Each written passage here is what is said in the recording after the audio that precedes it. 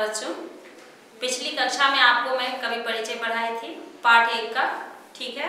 तो आज मैं आप लोगों को कविता पढ़ा रही हूँ। पृष्ठ संख्या 2 निकाल लीजिए, ठीक है। हाँ, निकाल लिए, बहुत अच्छी बात है। तो अब आपकी अध्यापिका जी आपको कविता पढ़ा रही हैं, जरा ध्यान से सुनिएगा, ठीक ना। क्योंकि आपको अपने उनसे सारांश लिखना रहता है, तो आप लिख लीजिएगा। अभी अगर आप ध्यान दीजिएगा तो जरूर आप लिखिएगा, अगर ध्यान नहीं दीजिएगा तो नहीं लिख सकते, है ना।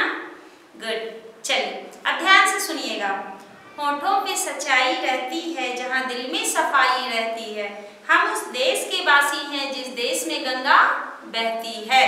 कहते हैं होठों पे सच्चाई रहती है जहाँ दिल में सफाई रहती है। कहते हैं कि होठों पे, हमारे होठों पे सच्चाई रहती है, हमारा दिल जो है वो साफ होता है, हमारा दिल जो है, हमारा मन जो है वो साफ होता है। हम उस देश के वासी हैं जिस देश में गंगा बहती है। गंगा नदी हमारे भारत देश में बहती है, किसी और देश में बहती है? नहीं बहती है। तो गंगा नदी जो है हमारे भारत देश में बहती है, मेरे भारत देश में नहीं, हमारे भारत देश किसी एक का नहीं है, हम सबका है। इसलिए हमारे भारत देश में गंगा नदी बहती है, हमारे होठों पे सच्चाई रहती है, हम लोग सच बोलते हैं। कहा जाता है कि अरे कुछ लोग बोलते हैं अरे भारत का है वैसा ही नहीं, हर भारतीय एक जैसे नहीं होते, थोड़ा बहुत, अरे बच्चे थोड़े बहुत शैतान होते हैं, अच्छे भी होते हैं, शैतान भी होते हैं। तो क्या जो शैतानी करते हैं उन्हें कुछ नहीं आता? उन्हें भी आता है, पढ़ने के लिए हर चीज आता है ना। तो वैसे हम भारतवासी जो हैं दिल के साफ होते हैं, मन के साफ होते हैं, सच्चे होते हैं, जो भी बोलते हैं सच बोलते हैं, ठीक ना। तो यहाँ पे दिया गया होठों पे सच्चाई रहती है, होठों यानी ओठ, होठों पे सच्चाई रहती है जहाँ दिल में सफाई रहती है, यानी हम भारतवासियों का दिल जो है वो साफ है, हमारा मन जो है वो साफ है। कठिन शब्द आप लोग लिखते चलिएगा, ठीक ना। यहाँ पे देखिए होठों, होठों सच्चाई,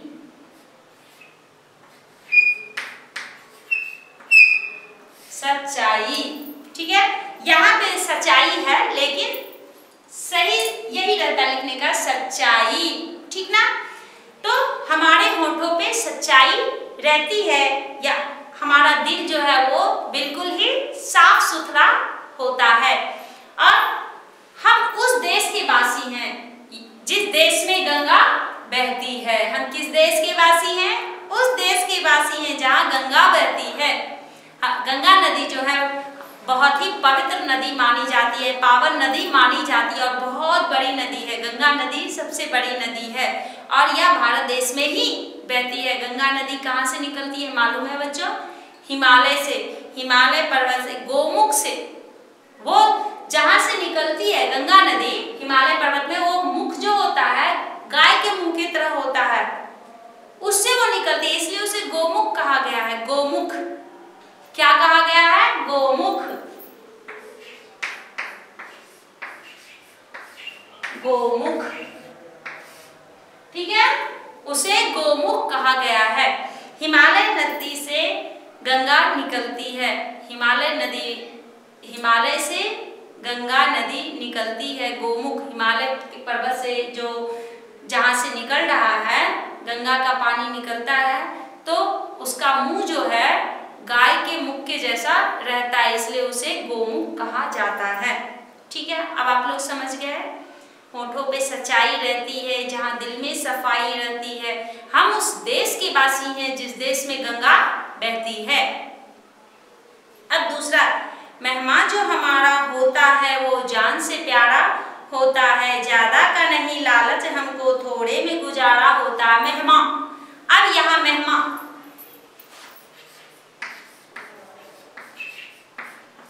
यहाँ पर मेहमान जो दिया गया है यानी कि मेहमान, हमारे यहाँ जो अतिथि आते हैं, मेहमान का मतलब हुआ मेहमान, मेहमान, अतिथि, ठीक है। ऐसे भी कहा जाता है अतिथि देवो भव, अतिथि को को भगवान का दर्जा दिया जाता है। हमारे भारतवासी जो हैं अतिथि को भगवान का दर्जा देते हैं। तो कहते हैं मेहमान जो हमारा होता है वो जान से प्यारा होता है। अगर अतिथि आते हैं, मान लीजिए उन्हें कोई आ रहा है, मेरे घर में कोई अतिथि आ रहे हैं, ठीक है, मान लीजिए कि कोई अगल बगल का कोई पड़ोसी ही उन्हें नहीं पहचान रहा, वो उसे कुछ बोल दिया हो, तो आपको बहुत ही गुस्सा आ जाता है कि मेरे घर जो मेहमान आ रहे हैं उनके साथ आपने बदतमीजी की, है ना। तो वो जाके उनसे झगड़ने लगते हैं, आपने क्यों बोला, आपने ऐसा क्यों कहा, वो तो हमारे घर में आ रहे हैं तो फिर आपने ऐसा क्यों कहा। तो वो हमारे लिए अत्यधिक प्रिय है। जान से भी प्यारा होना यानी कि हमें अत्यंत ही प्यारा लगना। वो अतिथि जो है हमें जान से भी, अपनी जान से भी बढ़कर है। मेरी जान से भी बढ़कर मेरे घर जो भी अतिथि आते हैं वो मेरी जान से भी बढ़कर हैं। ज्यादा का नहीं लालच हमको थोड़े में, हमें ज्यादा का लालच नहीं है। हम भारतवासियों को ज्यादा का लालच नहीं होता है।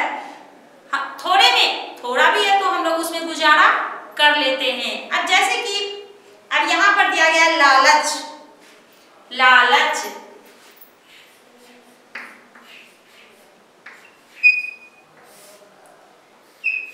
ज्यादा,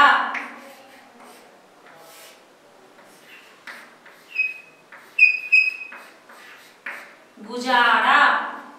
कहा जाता है कि हमें ज्यादा का लालच नहीं है, हमें इतना हो जाए उसकी लालच हमें नहीं है। हमें किस चीज की लालच है, तो हमारे घर जो मेहमान आते हैं वो खुशी से वो हमारे घर से जाएं, हंसते हुए हमारे घर से वो जाएं, रोते हुए ना जाएं।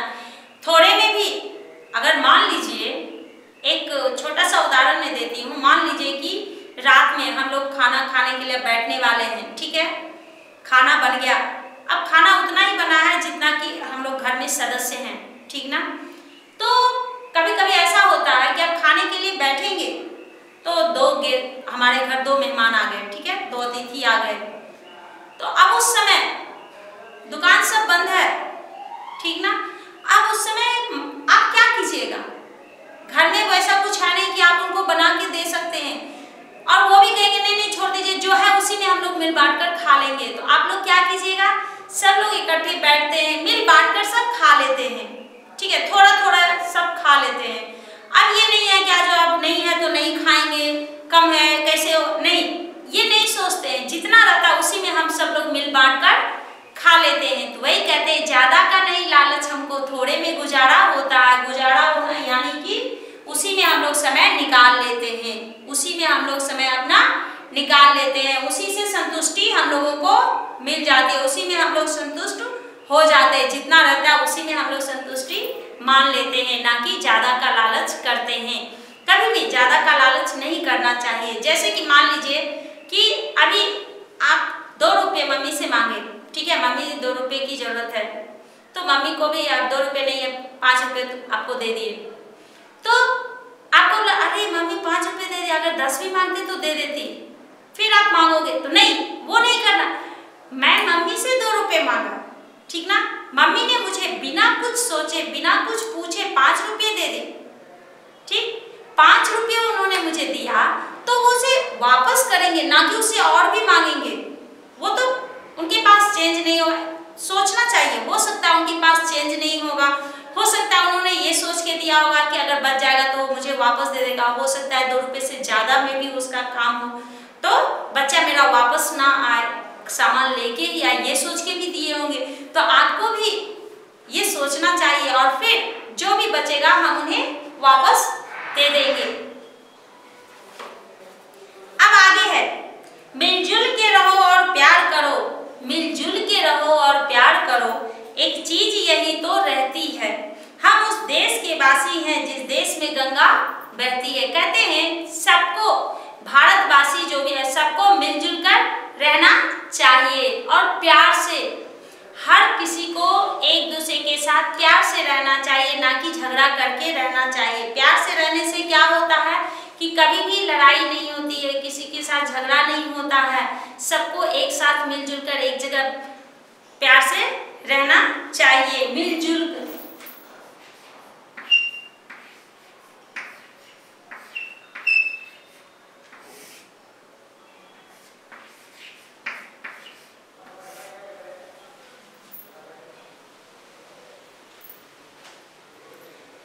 कहते हैं मिलजुल के रहो और प्यार करो, एक चीज यही तो रहती है। कहते हैं कि जब आप मिलजुल कर रहिएगा, प्यार से रहिएगा, यही चीज है जो कि आपको पूरी जिंदगी याद रहेगी।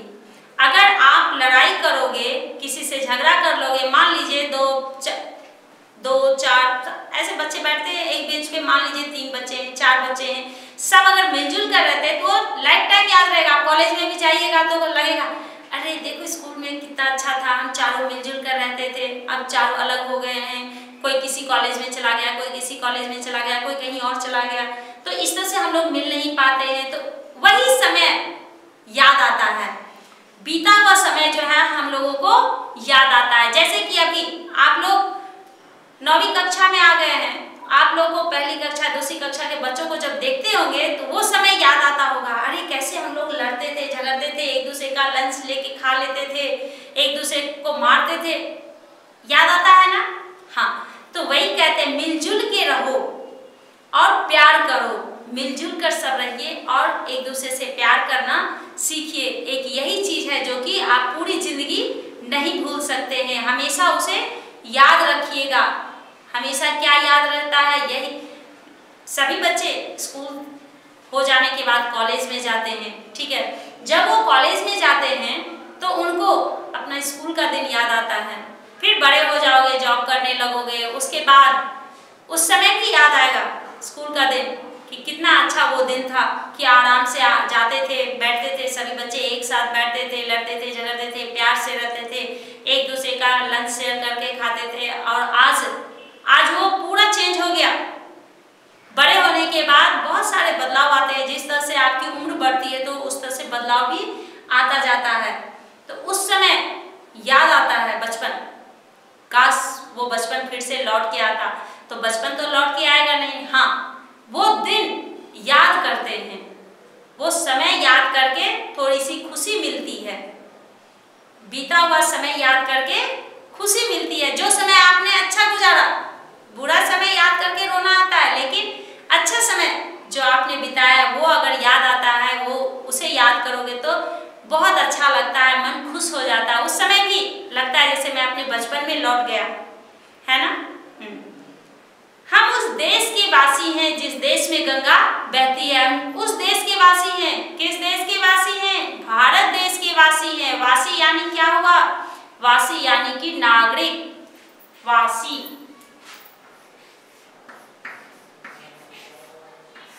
हम उस देश के वासी हैं जिस देश में गंगा बहती है। गंगा कहाँ बहती है? हमारे भारत देश में, ना कि किसी और देश में। गंगा हमारे भारत देश में बहती है, तो हम उस देश के वासी यानी हम भारत देश के वासी हैं। आगे दिया गया है, होठों पे सच्चाई रहती है जहाँ दिल में सफाई रहती है। हम उस देश के वासी हैं जिस देश में गंगा बहती है। हमारे होठों पे हमेशा सच्चाई ही रहती है, हमारे होठों पे हमेशा सच्चाई रहती है।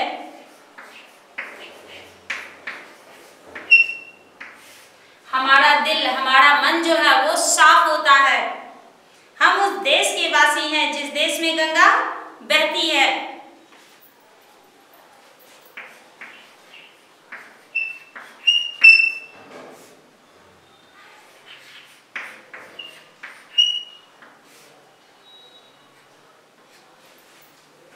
ये आपका कठिन शब्द है, ठीक है। इस कठिन शब्द को आप कवि परिचय, पिछली कक्षा में मैंने आप लोगों को बताया था कि क्लास वर्क में आप कवि परिचय लिखोगे। हाँ, उसको लिखने के बाद आप ये कठिन शब्द, ठीक है, इस कठिन शब्द को लिख करके एक बार नहीं, 2 बार नहीं, 3 बार, 4 बार इसको आप पढ़िएगा, ठीक है। अभी मैं आपको पढ़ाती हूँ, मेरे साथ साथ आप लोग भी बोलिएगा। उसके बाद कविता पढ़ने की भी कोशिश कीजिएगा, ठीक है। तो सबसे पहले आप मेरे साथ दोहराइएगा, होठों, होठों, सच्चाई, सच्चाई, मेहमा, मेहमा यानी मेहमान, अतिथि, लालच, लालच, ज्यादा, ज्यादा, गुजारा, गुजारा, मिलजुल यानी एक साथ मिलजुल कर रहते, एक साथ जब प्यार से रहते हैं उसे मिलजुल कर रहना बोलते हैं। प्यार, प्यार। वासी, वासी। सफाई, सफाई। बहती, बहती। भारत, भारत मैंने क्यों लिखा आपको मालूम है? क्योंकि ये पूरी कविता भारत देश के ही ऊपर है। एक बार मेरे साथ आप लोग कविता को दोहराइए ताकि पढ़ने के लिए आ जाए। होठों पे सच्चाई रहती है जहाँ दिल में सफाई रहती है, हम उस देश के वासी हैं जिस देश में गंगा बहती है। ठीक है, होठों पे सच्चाई रहती है जहाँ दिल में सफाई रहती है, हम उस देश के वासी हैं जिस देश में गंगा बहती है। मेहमान जो हमारा होता है वो जान से प्यारा होता है, मेहमान जो हमारा होता है वो जान से प्यारा होता है, ज्यादा का नहीं लालच हमको थोड़े में गुजारा होता है। मिलजुल के रहो और प्यार करो, एक चीज यही तो रहती है, हम उस देश के वासी हैं जिस देश में गंगा बहती है। होठों पे सच्चाई रहती है जहाँ दिल में सफाई रहती है, हम उस देश के वासी हैं जिस देश में गंगा बहती है। तो आज का होमवर्क आपका क्या रहा? आपको टीचर पहले ही बोले ये कठिन शब्द लिखने के लिए लिख करके पढ़ना है।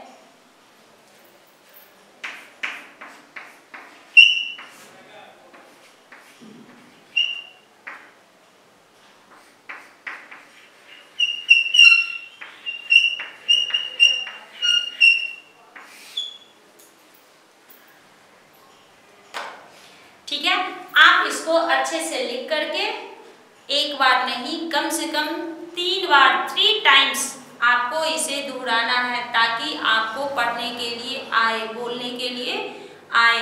और कविता भी आप पढ़ करके मम्मी के पास जा करके उन्हें सुनाइए कि देखो मम्मी आज मुझे टीचर ने ये पढ़ाया, ये बताया, और उसे पढ़ करके आप घर में उन्हें सुना सकते हैं। ठीक है, तो अब आप लोग कर लीजिएगा, बहुत अच्छी बात है। तो फिर हम लोग अगले क्लास में मिलते हैं।